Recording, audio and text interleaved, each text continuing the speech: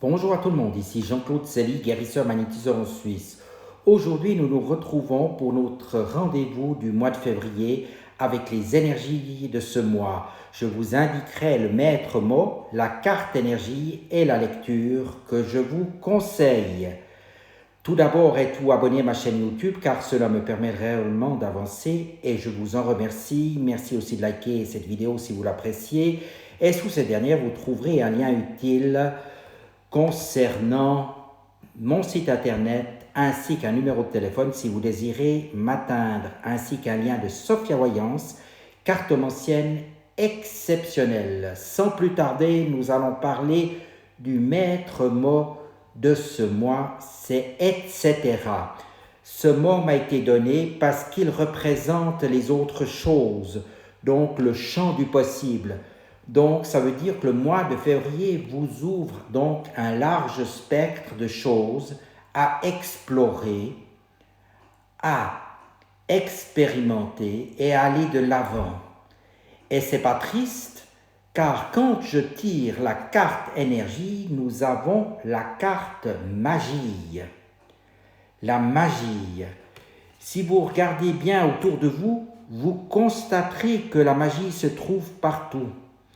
Vous-même êtes la magie. La magie ne relève pas du miracle, même si l'on peut parfois la considérer comme telle.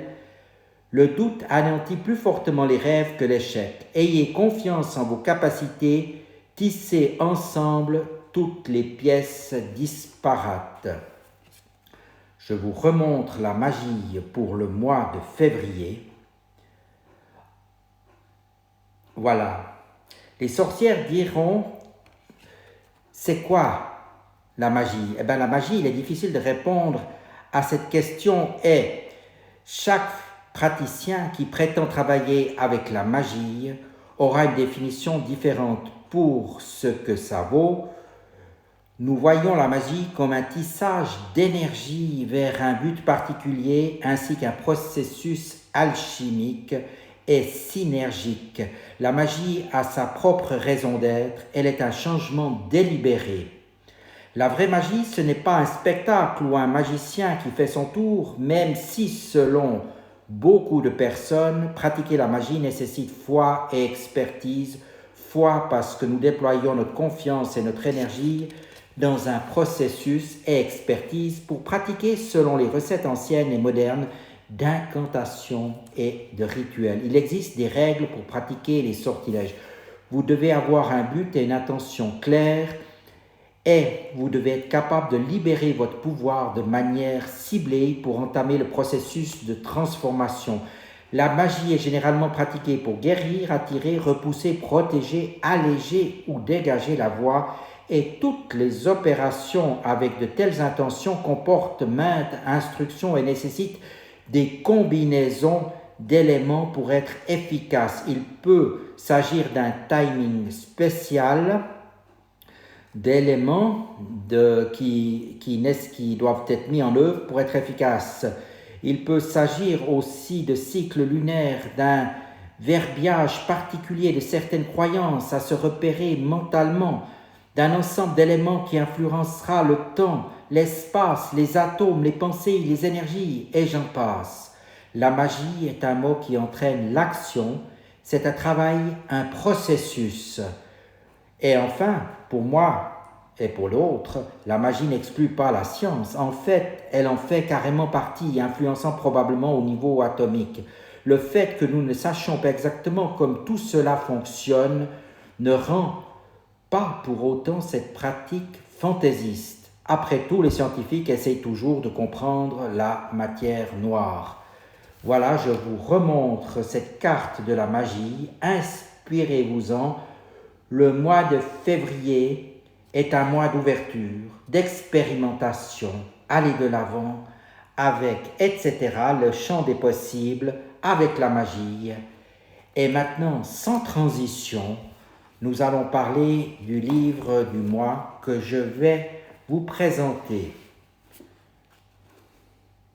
John Stone a écrit Jésus l'enquête. Ce n'est pas un livre religieux en tant que tel. C'est un livre qui explique un certain nombre de choses sur le Christ, sur son entourage, selon la vision très fouillée de John Stone, qui a vraiment la capacité de faire la lumière sur des choses qui sont assez ténues, assez denses.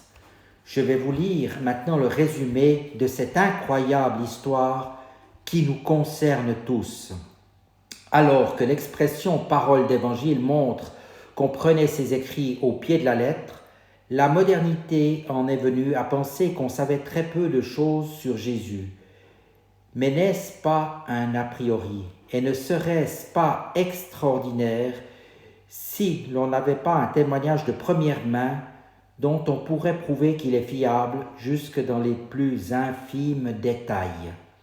En menant une véritable enquête à la Hercule Poirot, à partir de l'analyse de l'ensemble des ressources disponibles dans les 1er et 2e siècles de notre ère, John Stone nous montre que c'est le cas avec le 4e évangile, donc l'évangile de Saint Jean. Mais cela implique quelque chose de stupéfiant. Celui qui se présente comme le disciple que Jésus aimait, son héritier spirituel, n'était pas l'un des 12 apôtres. Le propos que nous transmet ce témoin direct nous amène à une compréhension nouvelle de la nature de Jésus, mais surtout nous dévoile des choses essentielles sur notre propre nature et notre propre destinée, que nous soyons croyants ou non. Une préface est donnée par l'historien Jean-Christian Petit-Fils, auteur du best-seller Jésus, et la postface par Monseigneur Jean-Charles Thomas, évêque émérite d'Ajaccio et de Versailles, renforce la crédibilité de cet ouvrage unique et novateur qui se lit comme un roman.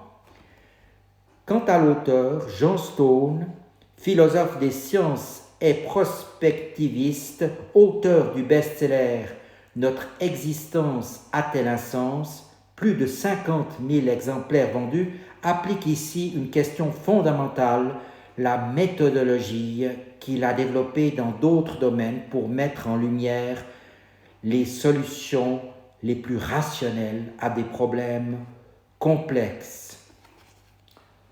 Jésus l'enquête de John Stone aux éditions Plomb.